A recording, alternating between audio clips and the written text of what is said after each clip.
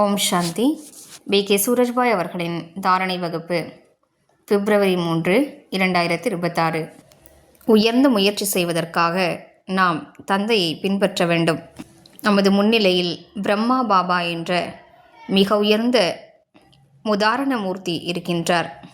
அவர் தனது வாழ்க்கையில் மிக உயர்ந்த தியாகம் செய்திருந்தார். அவர் ஆழமான தவம் செய்திருந்தார். தன்னைத்தான் உயர்த்தி கொண்டார். பிறருக்கு முன்னுதாரணமான வாழ்க்கையை உருவாக்கி கொண்டார். அனைத்தையும் சமர்ப்பணம் செய்துவிட்டார்.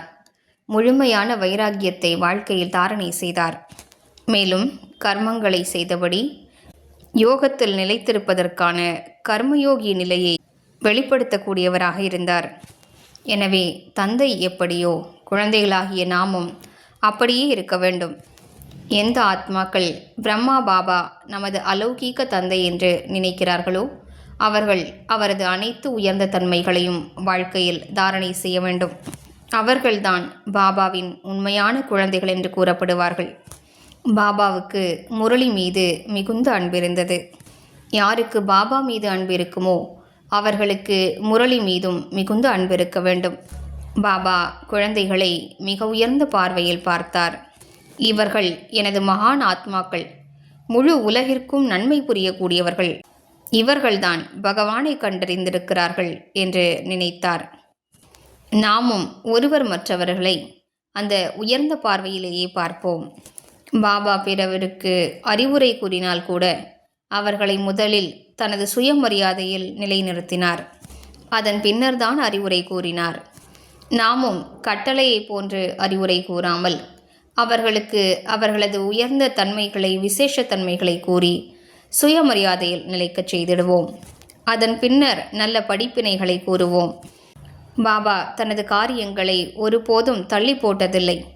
இன்றைய வேலையை இன்றே முடித்துவிட வேண்டும் என்று உறுதியாக இருந்தார்.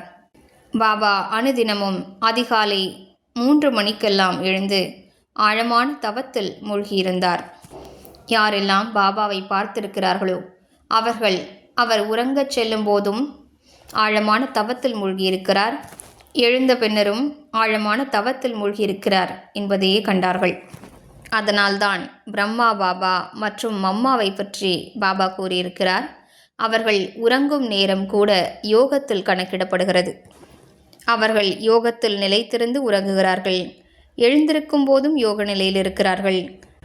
எழுந்த பின்னர் மீண்டும் யோக நிலையில் நிலைத்து விடுகிறார்கள் என்கிறார். எனவே யார் தனது உயர்ந்த தவத்தினால் பிரஜாபிதா பிரம்மாவானாரோ அப்படிப்பட்ட உயர்ந்த தந்தையின் குழந்தைகள் நாம். யார் இல்லற வாழ்க்கை வாழ்ந்தாலும் தீவிரமான தவம் செய்து முழுமையான விகாரங்களற்றவராக ஆகினாரோ அப்படிப்பட்ட உயர்ந்த தந்தையின் குழந்தைகள் நாம். யார் முழுமையான தியாகம் செய்து பின்னர் தனது தியாகத்தை கூட நினைவு செய்யவில்லையோ அப்படிப்பட்ட உயர்ந்த தந்தையின் குழந்தைகள் நாம். தான் செய்த தியாகத்தை அவர் காட்டிக்கொண்டது கூட இல்லை. தான் ஒரு கருவி என்ற உணர்வினை தனது முழு வாழ்க்கையிலும் அவர் தாரணை செய்திருந்தார். நாமும் அகம்பாவத்தை விட்டுவிட்டு பாபாவை போன்றே நான் வெறும் கருவிதான் என்ற உணர்வை தாரணை செய்வோம். பிரம்மா பாபா யக்ஞத்தின் தலைவராக இருந்தார். ஆனாலும் ஒருபோதும் அவர் அவ்வாறு காட்டிக்கொண்டதில்லை. அவர் எப்போதுமே கூறுவார், சிவபாபா தான் எஜமானராவார், நான் அவரது சேவகனாவேன். நானோ குழந்தைகளாகிய உங்களுக்கும் கீழ்ப்படிந்த சேவகனாவேன் என்றே கூறினார்.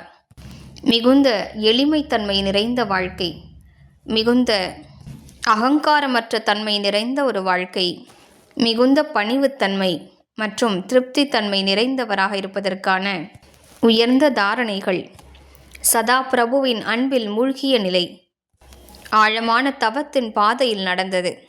இப்படி இந்த அனைத்து விஷயங்களையும் நாம் நமது வாழ்க்கையில் பின்பற்ற வேண்டும்.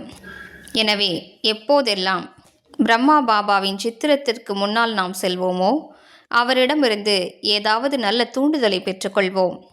அவர் எவ்வாறு தவத்தில் அமர்ந்திருக்கிறார், அவரது பார்வையில் அனைவருக்காகவும் என்ன உயர்ந்த பாவனைகள் இருக்கின்றன, ஆன்மீக உணர்வு, நன்மை செய்வதற்கான உணர்வு, இப்படிப்பட்ட விஷயங்களை எடுத்துக்கொள்வோம். அவர் எவ்வளவு அகங்காரமற்றவராக இருந்தார், நானும் அப்படி இருக்க வேண்டும்.